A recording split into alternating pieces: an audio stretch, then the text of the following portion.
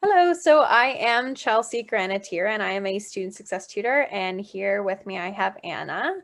And I'm just going to ask you a few questions. So what program and semester are you in, and what do you tutor?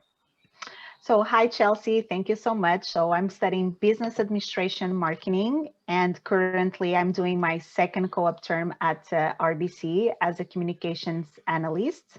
In the meantime, I am a learning support tutor for almost 2 years now. So, I provide assistance and support in all my program courses to students from the first to the fifth semester. Wonderful. Yeah, so a couple questions specifically about your study habits. So do you set goals for yourself? Sorry, do you set goals for yourself? Yes, I set short and long term goals. I always set SMART goals because by following this way, I would know exactly what my purpose is about, what I need to do to achieve it, and how and for how long do I need to achieve my goal.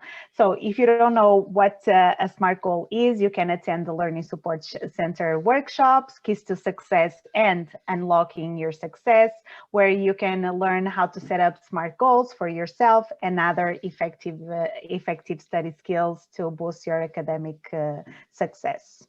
Awesome. Yeah, and so how do you stay organized? So I always use a notebook to keep track of deadlines, homework assignments, and other important dates, such as events, meetings, and ideas.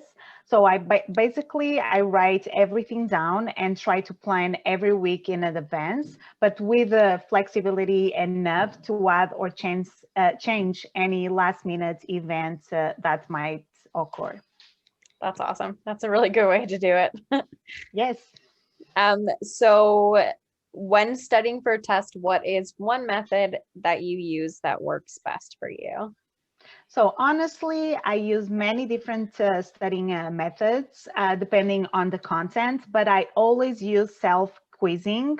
So I make test questions to myself, which helps me recall the studying content and practice many ways to explain it, depending on the question. But I never test myself immediately after my study. I learn first, then I have a break, and then I test myself. So I found this a great way to estimate how well I know the information. Yeah, that's fantastic. Leaving the break there. That's awesome. Yes. And then, yeah, so what has been the most challenging part of online learning for you, and how have you combated that? Okay, so first of all, studying online provides me higher flexibility, and this is a great advantage. However, I miss social interaction. So I try to book at least two virtual coffee chats per week to take a 30 minutes to an hour break and keep in touch with my classmates and school friends.